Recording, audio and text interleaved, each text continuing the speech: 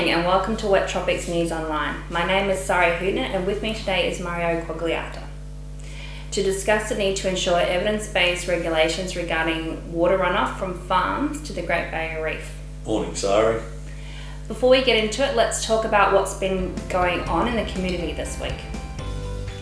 The Tully Nursing Home held its own version of the Tully Show on Thursday, July 23. Complete with Gordon cooking the barbecue lunch for everyone, show bags and a special guest appearance by Lara the Clown and her assortment of animals, the residents took part in sideshow alley games, shooting the virus and throwing the toilet roll. There was some stiff competition in the baking section with residents baking scrumptious biscuits, plus some amazing cakes, kindly donated by Tully Hot Bread. It was an amazing morning and loads of fun was had by all of the residents.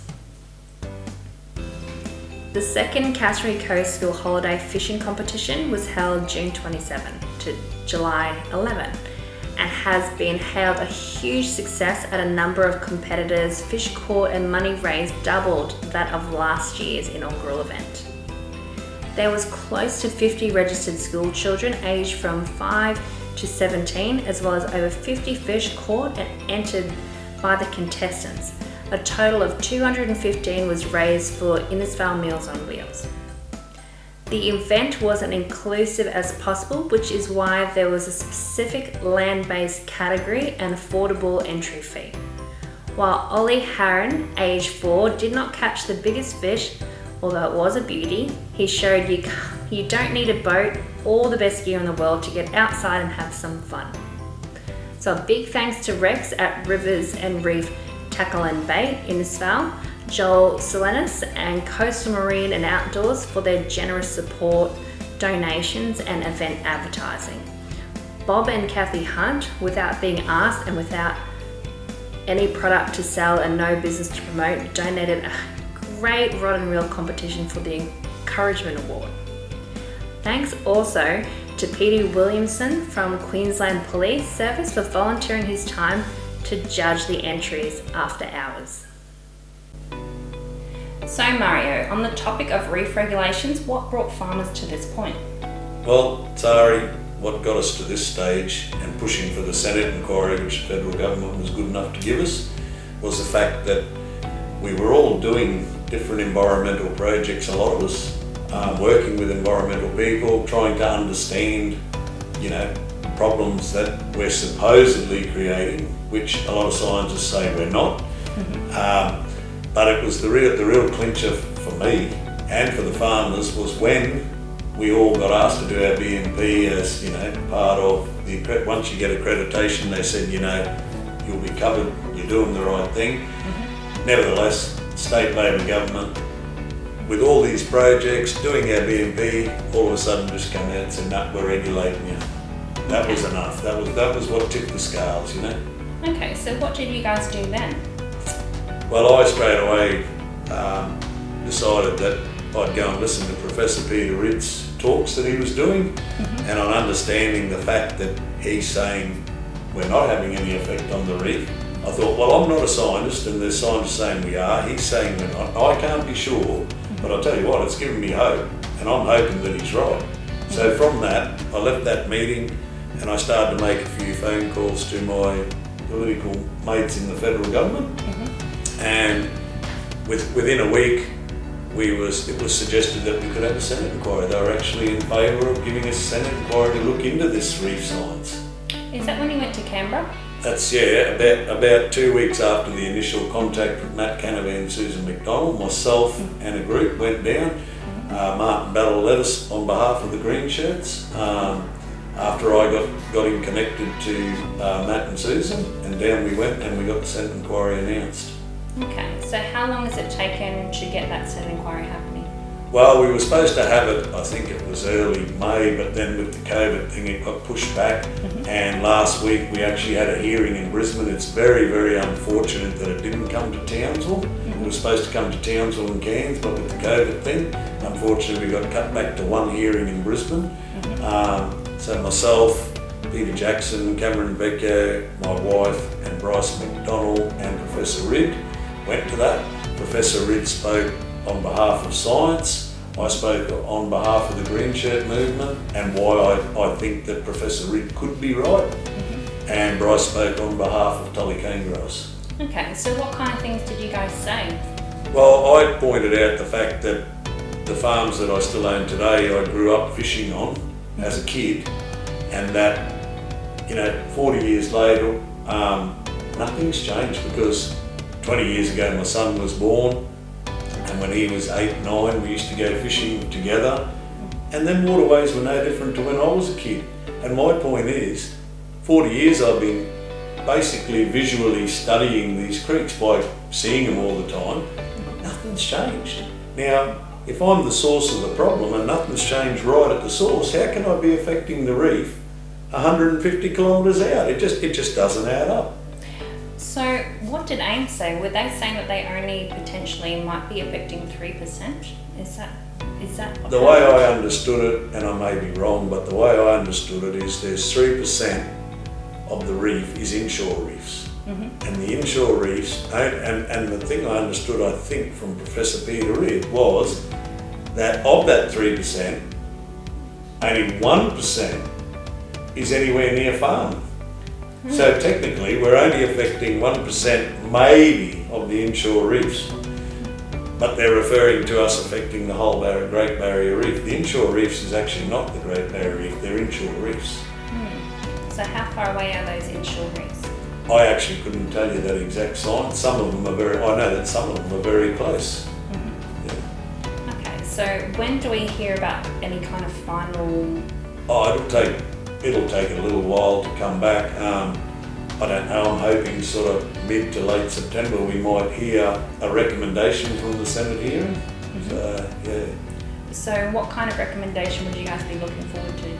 Oh, well, I'm hoping, the ultimate would be that the senators think that the science could be incorrect and that it needs to be rechecked. That would be the ultimate. But even if we got something along the lines, perhaps the science could need rechecking. Anything that says the science needed to be rigorously checked would be great. Because what kind of reef regulation group did Peter Reid want to create? Peter Reid wanted to create the Office of Independent Science and get a group of independent science to check all the science that's out there. But one thing, you mentioned AIMS before, and I really got to say this, one thing I was very interested in was the fact that the people that I've been working with, when they came, and we've put a bioreactor on my farm and I'm expecting a heap of literature and data relating to nitrogen off that, and I did it more to understand what's going on. But when they first come to town a few years ago, this government department, one of the questions that was raised was, well, have you got parameters that are, that we can work towards with our nitrogen? Have you got some parameters? And I was real intrigued that they turned around and said, no, that's what we're here to try and work out.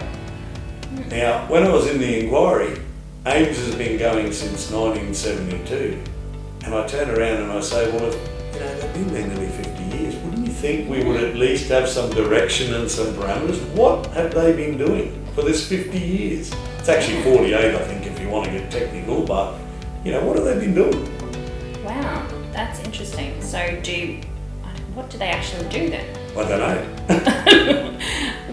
Okay. It was just interesting they've been there for that long and we still don't have any parameters to work within. Because aren't they a branch of the James Cook University? I can't answer that, to be honest. Yeah. So you were talking about the Green Shirts movement. What has the Green Shirts movement been doing? Well, the Green Shirts movement, I'm one of them. I'm also an LNP member, but I'm one of the Green Shirts movement. I, as I say, made the initial point of call to have the Senate inquiry. The Green Shirts have got behind it.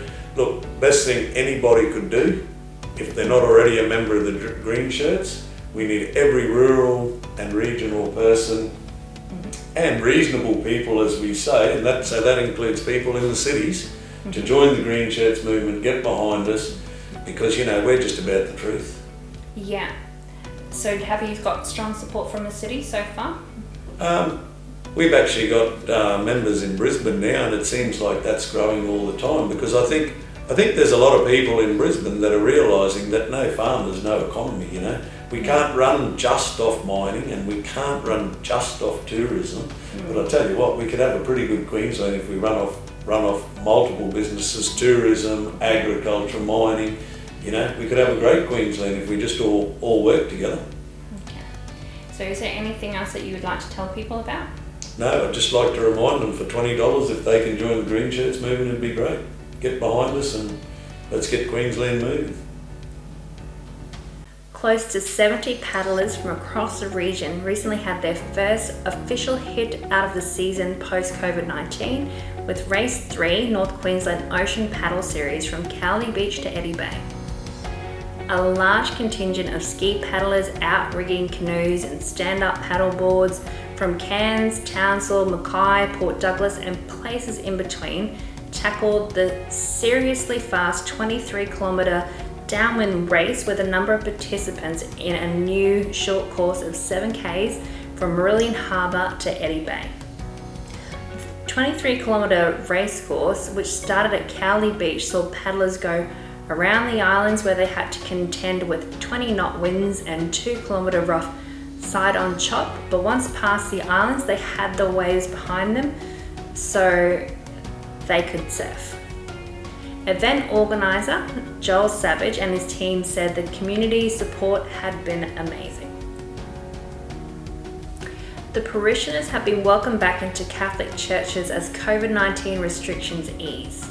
Parish priest Father Kerry said there has been many lessons to be learned during lockdown, as it has been a deliberate time for people to slow down, stop and reflect on their life's purpose and adjust to their own company while at home. Those attending church need to observe the social distancing and hand sanitising rules. Father Kerry said celebrating Mass changed slightly when services began to be live streamed with a certain number of people allowed into the congregation. Now that restrictions have been lifted, 70 Good Counsel College students will soon celebrate the feast day of Saint Marcelin de Champagnat, which will be beamed into classroom. This year's sacramental program will now go ahead with confirmation to be held over 2 nights and an extra Mass for communion this month with limitations. Matt Dyson believes he has a solution to fixing the region's gravel roads and reducing runoff to the Great Barrier Reef. He has submitted a proposal to local councillors and state and federal members. In times of flood and heavy rain, the massive amount of waterfall carries load-bearing silt directly to the open ocean. Nearly all the catchment areas flow via 2 major rivers, Johnson and Tully River, to the sea and then out into the Great Barrier Reef.